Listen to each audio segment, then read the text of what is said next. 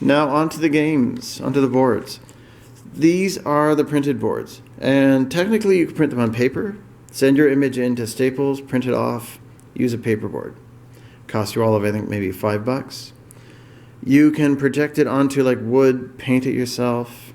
As long as you're not saying, hey, this is my original creation, I'm okay with that. You can also do something like what I've done, and basically what this is just a giant mouse pad. And I'll try and leave a link under here for where I got it from. It's playmats.com, I believe. I'll double check before I put that link on it. Basically, nice rubber back. It's not sliding on the table. The ribbing is really because I like having the ribbing. I don't think it does much. Probably gives some strength to the board. It's also nice and smooth, so if I'm moving one of my pieces around, they slide nice. They also fit on here. We can...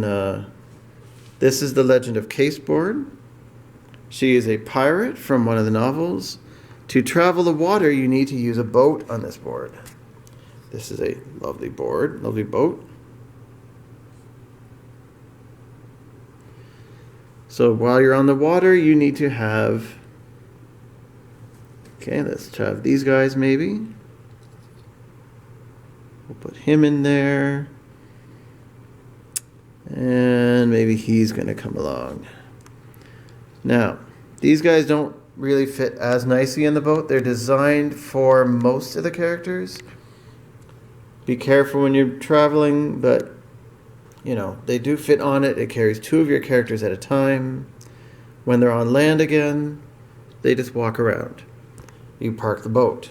If someone steals your boat, they steal your boat. I was going to throw in the rule that, no one can take someone else's boat, and then I realized, how on earth do I manage that? It's a boat. It's sitting on shore. If you don't man your boat, you're going to lose it. So you need a boat to travel the water. It's only really useful on this one thing, this one game mat, but it still looks nice. Really super impressed with how they made that one, actually.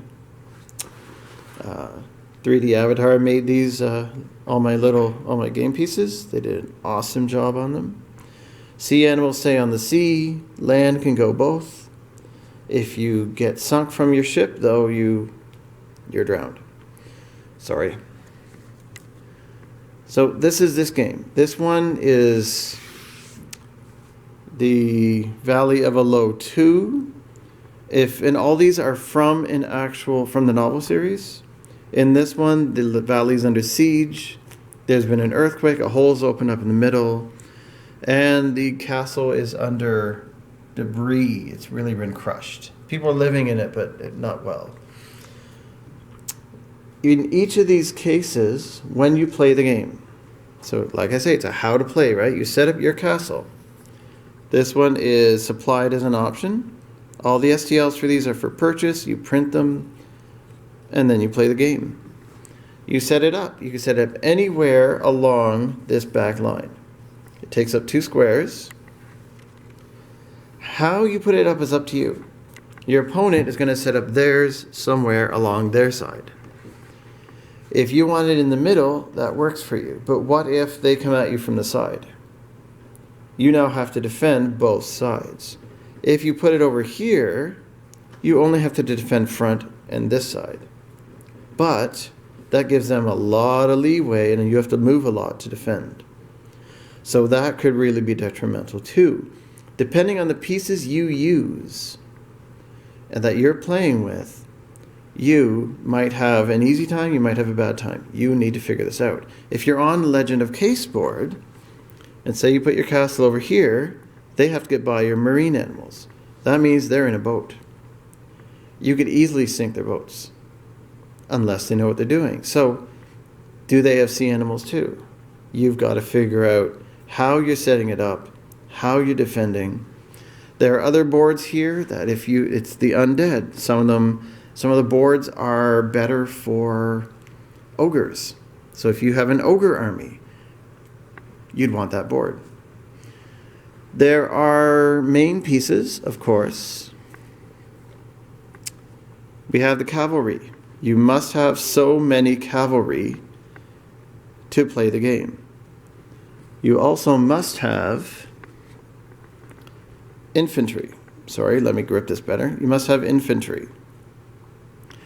Infantry and cavalry are the only ones that can get into the castle.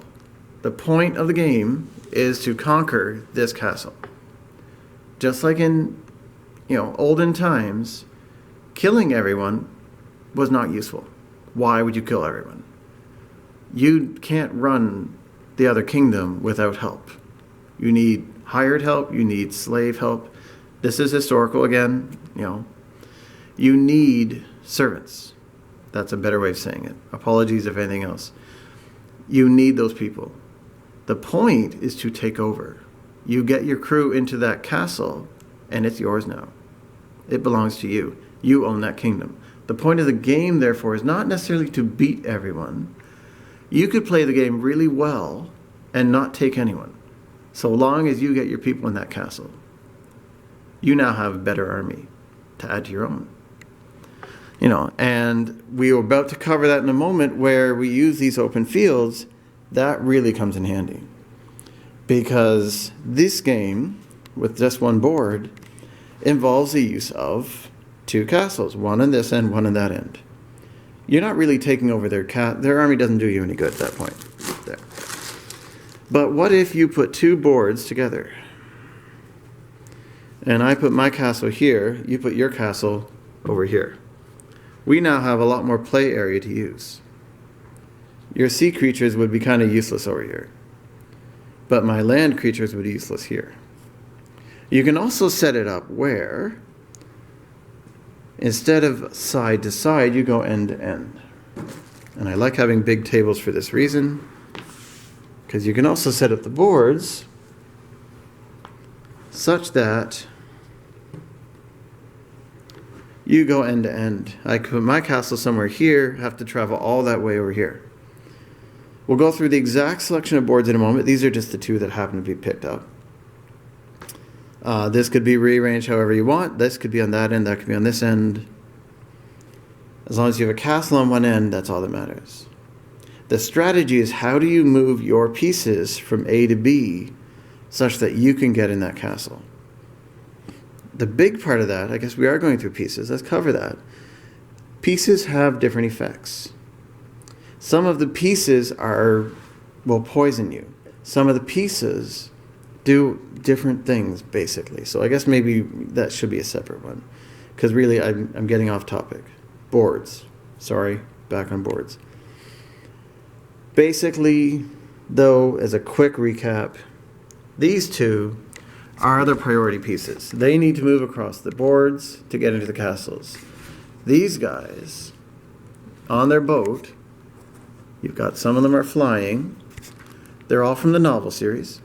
They are actually special characters, and they have specials.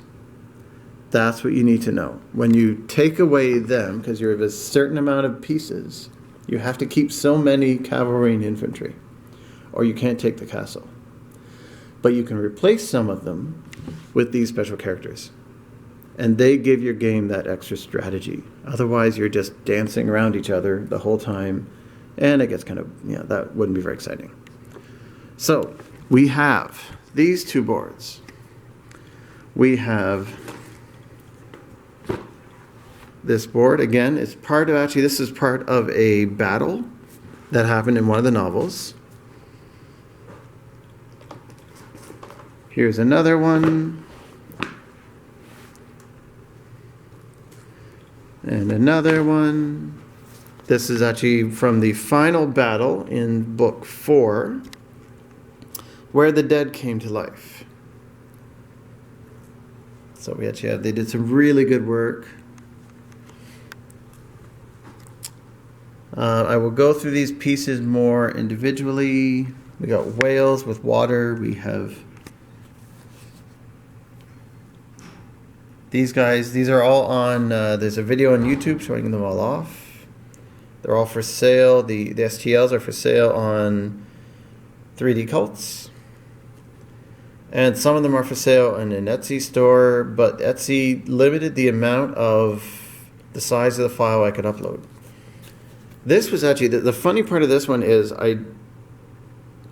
was mentioning I wanted a pile of bones as a base for some of these guys. And 3D Avatar literally made a pile of bones for me.